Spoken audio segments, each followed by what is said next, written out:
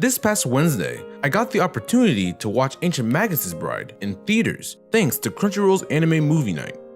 Because I thought only Children of Ether was running, I didn't know what to expect going into Magus' first 3 episodes. However, I ended up being really intrigued in what was going on and excited to see where the show would eventually go.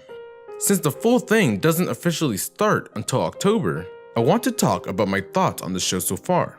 So without further ado, let's jump in. First off, the main characters of Magus work well as a duo.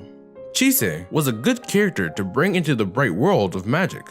Her childhood, due to her powers, was colored so darkly that her reactions to the world makes things very interesting.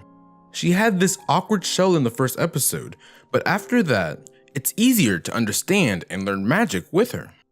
Ainsworth, the titular mage, was a very interesting, mostly serious man with a lot of mystery around him, but he had this little comedic side that made him feel more rounded out. I also liked that since he was so ancient, as well as a hermit, he was really out of touch with reality. Due to this, his home felt like this isolated little world, which really adds to his persona.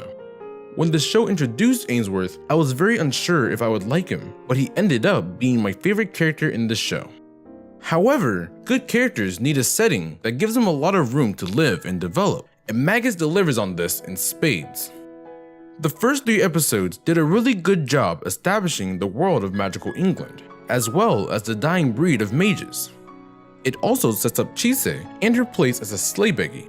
She is able to attract a lot of beings to her that like and want to help her, but that help might not always have a positive effect. Magus uses this for show and tell, when Ainsworth relays Chise this information and it flips to become this hands-on lesson for her. Getting that glimpse of possible danger really got me excited for what other beings would try to do to Chise in the future. I also liked how they integrated the church into magic through the priest that comes in episode 2, as well as the relationship between mages and healing. Even though I loved how everything settled out, it took a few minutes to pull me in.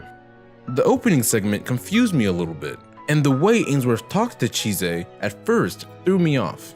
It was slow going, but halfway through episode 1, I was really into what was going on. The story set in motion the magical world, as well as Chise's own development as a mage. To accompany the story and the characters, Magus has a pleasing art style.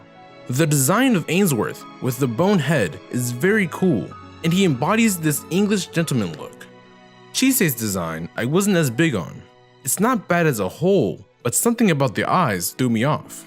I got used to it, but it's still a gripe nonetheless.